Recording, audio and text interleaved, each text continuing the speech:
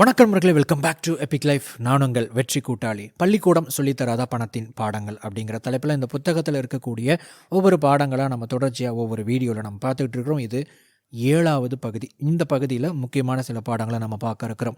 Lesson 14, save 90% of every bonus or non planned income. உங்களுக்கு ஏதாவது ஒரு போனஸ் அப்படின்னு ஒரு அமௌண்ட்டு கிடைக்கும்போது, நீங்கள் பிளான் பண்ணாத ஒரு வருமானம் அல்லது பணம் உங்களுக்கு கிடைக்கும்போது அதில் அதிகமாக இவங்க சொல்கிறது 90%, பட் ஒரு லம்பாக நமக்கு ஒரு பணம் கிடைக்குது, ஒரு போனஸ் கிடைக்குது, எதிர்பாராத விதமாக நம்ம எப்போ போட்டு வச்ச ஒரு பணம் கிடைக்குது. அது ஏதாவது ஒரு விதத்தில் நமக்கு ஒரு பணம் கிடைக்கும்போது நம்ம என்ன நினைப்போம் அப்படின்னா, அதுக்கு வேட்டு வைக்கிறதுக்கு ஏதாவது ஒரு பிளான் பண்ணிவிடுவோம் இல்லைங்களா. அதுக்கு பதிலாக அதை சேமிக்கிறதுக்கான திட்டங்களை யோசிங்க அப்படின்னு சொல்கிறாங்க. Lesson 15, always have an emergency fund.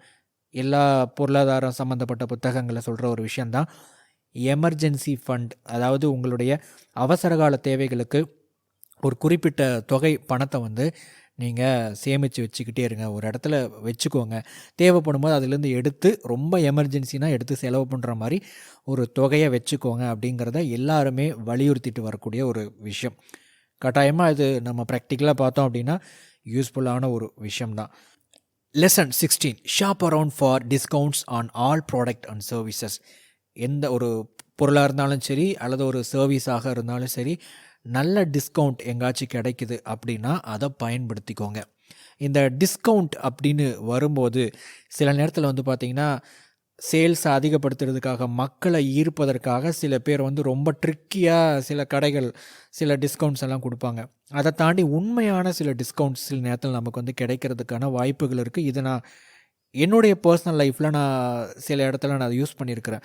பொதுவாக இவ்வளோ % டிஸ்கவுண்ட், இதை வாங்கினா இது ஃப்ரீ அப்படின்னு, 2 வாங்கினா 1 ஃப்ரீ அப்படிலாம் போட்டிருப்பாங்க. மேக்ஸிமம் தேவைப்படும் போது அப்படி டிஸ்கவுண்ட் போட்டுட்டாங்களே அப்படிங்கிறதுக்காக நம்ம போய் வாங்கக்கூடாது. ஏன்னா நிறைய கடைக்காரர்கள் அதை ஒரு இம்பல்ஸை க்ரியேட் பண்ணுறதுக்காக தான் அதை பயன்படுத்துவாங்க, இந்த டிஸ்கவுண்ட் அப்படிங்கிறத. நீங்கள் எப்போவுமே பொருளை வாங்கும்போது இம்பல்சிவாக நீங்கள் வாங்கக்கூடாது.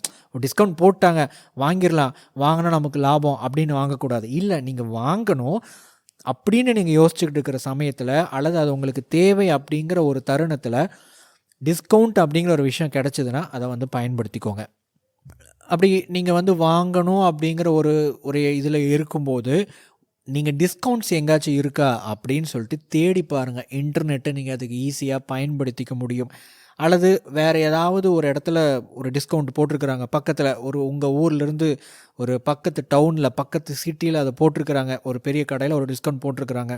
உங்கள் ஊரில் இருக்கிற ஒரு கடைக்காரர் கூட இந்த மாதிரி டிஸ்கவுண்ட் போட்டிருக்கிறாங்க, நீங்கள் கொஞ்சம் கம்மி பண்ணி கொடுங்க அப்படின்னு சொல்லிட்டு அதில் நீங்கள் கம்மி பண்ணலாம். டிஸ்கவுண்ட் வாங்குறதன் மூலமாக உங்கள் நேரத்தையும், அங்கே ட்ராவலிங் டைமையும், கொஞ்சம் பணத்தையும் மிச்சப்படுத்த முடியும். ஸோ இம்பல்சிவாக டிஸ்கவுண்ட்டை நீங்கள் அணுகக்கூடாது. தேவையின் அடிப்படையில் டிஸ்கவுண்ட் அணுகுனா நிச்சயமாக அது உங்களுக்கு லாபம் தான்.